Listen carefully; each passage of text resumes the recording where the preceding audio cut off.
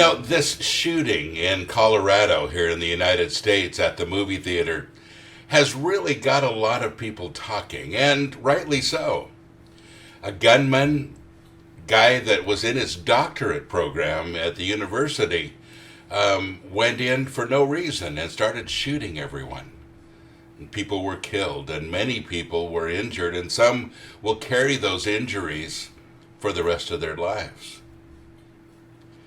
What makes a person do that? But basically, what's our response to that?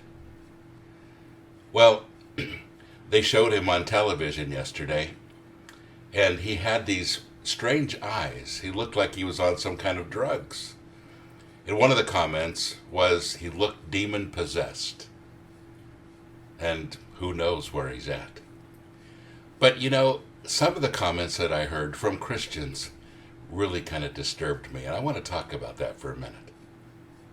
One person said, "I hope he burns in hell." A Christian. In fact, a whole lot of Christians have already decided that that's where he needs to go. And when you look at the guy and you know what he's done, the horrendous crime that he's committed, you think, wow, he really deserves to pay for that. And in essence, he'll probably get the death penalty. I would be surprised if he didn't. But the thing that disturbs me, folks, is all of the Christians rooting it on, beginning to say things like, "I hope he burns in hell. He doesn't deserve anything good. He needs to die." All of those things. Because, folks, there's something wrong with our heart when we make quick judgments like that. I have to be honest with you. When I watched him in the courtroom, at first I had some negative feelings about him, obviously. That this is the guy that killed all of those people. And as I watched him more and more, I started to feel for him. Here's a guy that's confused. He's obviously confused. And he's a guy that really needs the Lord. And honestly, I hope he finds him. Because I don't want him to go to hell. But I want to talk about that for a minute, folks. I feel like there is something intrinsically wrong with our faith when we can say, wow, I hope that guy rots in hell. And it seems to kind of be the way that Christians are cheerleading these days. We feel like we have that kind of judgment with people, and it's okay to say he needs to rot in hell. Now, I understand why some people say that, but I don't understand when someone has the love of Christ in them and says he needs to rot in hell. Do you know, folks, that you need to rot in hell as well? We all deserve it. It's because of Jesus' death on the cross that you and I are forgiven and going to heaven. You don't deserve it. And when we make that kind of statement that he needs to rot in hell, what we're really saying is he deserves to rot in hell and I deserve not to.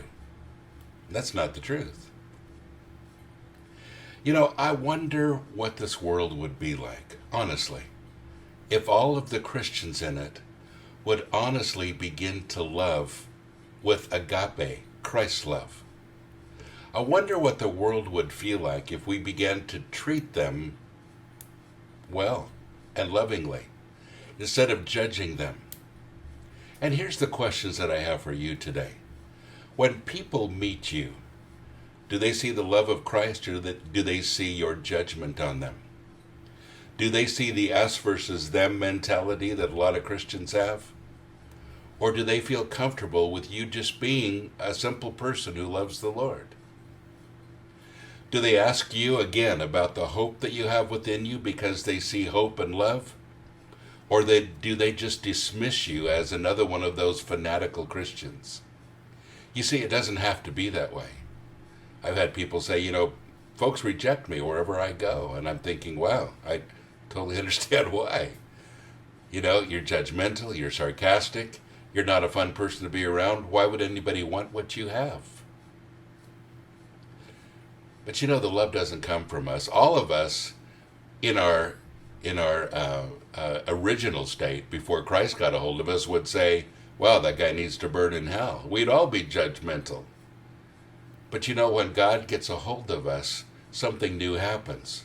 The Holy Spirit comes inside of us and begins to produce love, joy, peace, patience, kindness, goodness, gentleness, faithfulness, self-control.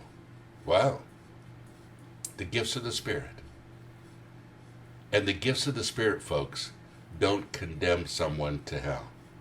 The gifts of the Spirit loves everyone and says, wow, I really hope that guy finds Christ, because that's what he needs. God bless you. Have a great day.